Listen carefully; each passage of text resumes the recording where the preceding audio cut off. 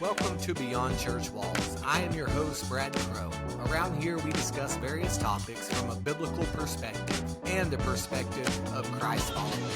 Thank you for joining today, and I hope you enjoy the podcast. Hey, welcome back to the podcast.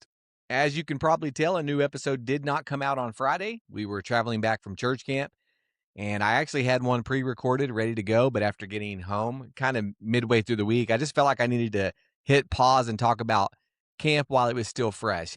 Church camp is one of those things that's really hard to explain. You can show pictures, you can post videos, everybody sees the games, the amazing food, and the food was amazing.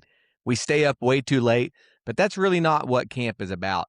Honestly, I don't know if I've even really fully processed this past week yet. I've had several people ask me how'd camp go, and my answer has just been, it was really, really good. But that doesn't even begin to explain how incredible this week was. So I thought I'd just share a few things that really stood out to me. One of the things you realize during church camp is just how much you care about your students. You spend all year with them on Wednesday nights, but there's something different about spending 5 straight days together. For one of my students, this was his senior year and the last time he'll ever go to camp as a student.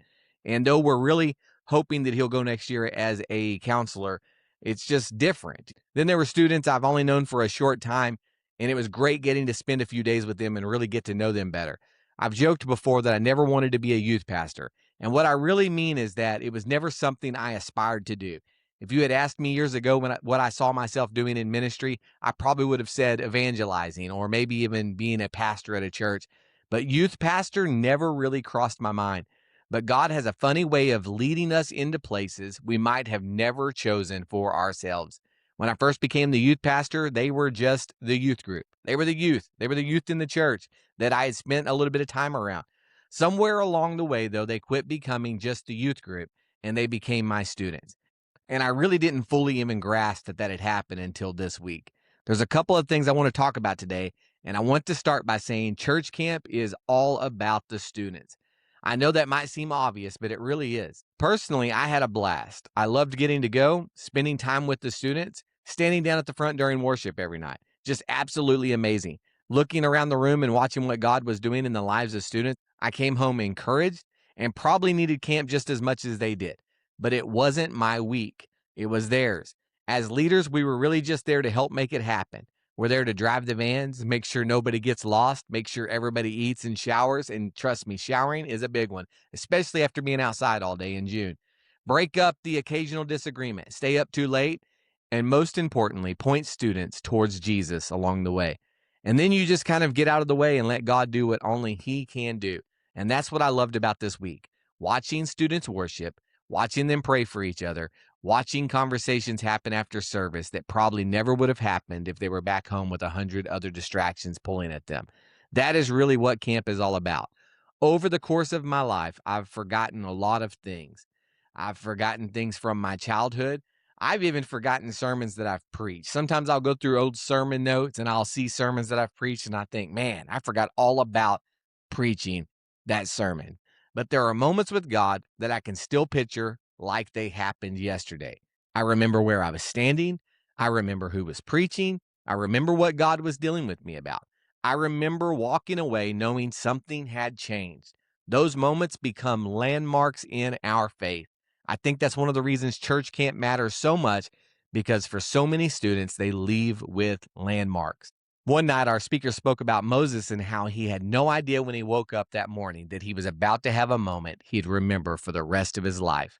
As far as he knew, it was just another day taking care of sheep. Then he sees a bush that's on fire, but isn't burning up. What a moment.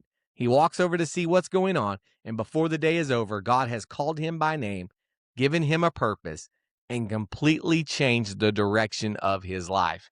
This was no longer just another day. It became a landmark for Moses. It was the moment in Moses' life that everything changed. And as I stood there this week watching our students worship, I couldn't help but wonder. I wonder if one of them is having a burning bush moment. I wonder if years from now they'll look back and say, that week at church camp, that's where God got my attention. That's where I fully surrendered, and that's where I knew He was calling me. We don't know which service it'll be. We don't know which conversation, which prayer, or which worship song God will use. but I really believe some of those moments happened this week. One night during service, they asked the leaders to come down front and pray with the students. And while that was going on, one of the camp counselors came and sat down on the edge of the stage to pray with students. Up to that point, he had spent the majority of camp not very far from a chair. He had been dealing with neuropathy for the past few months, and he said every time he stood up, it felt like he was standing on ice picks.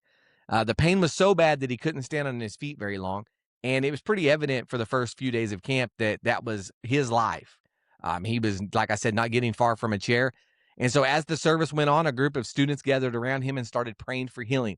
After they were done praying, the service was drawing to an end, and most of the students were in their seats when this man stood up and took off towards the stage.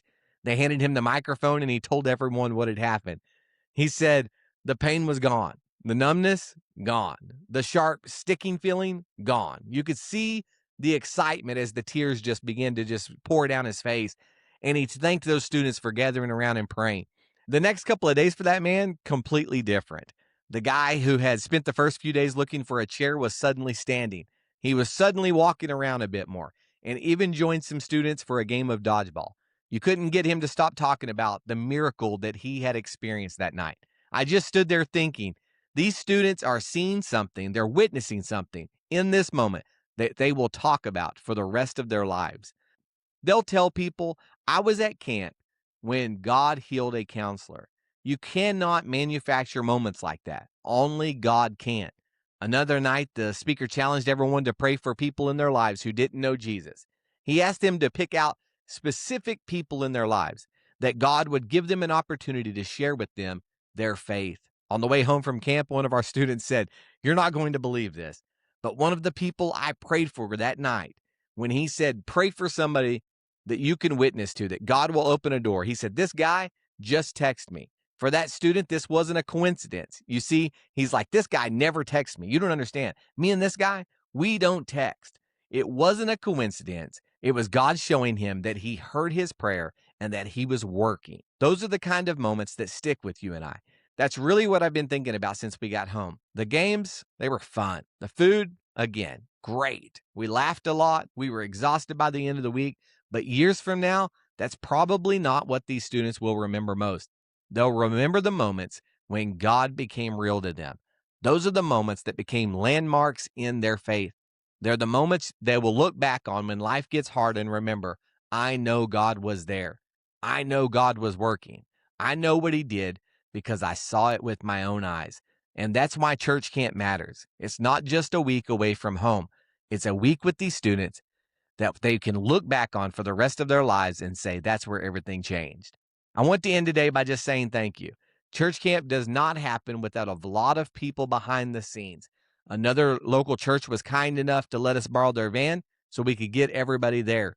There were people who gave, people who supported fundraisers, and people who prayed for us before we left and while we were there. And none of those things go unnoticed. So truly, from the bottom of our hearts, we just want to say thank you. I really do believe God used all these things to make a difference in the lives of our students this week. And so for that, once again, thank you, thank you, thank you. And thank you for tuning in to another episode of Beyond Church Walls. If you could take a moment to like the video, it does help. And if you're not subscribed, go ahead and take a moment to subscribe to the channel. And I'll see you back here Friday. Thank you so much.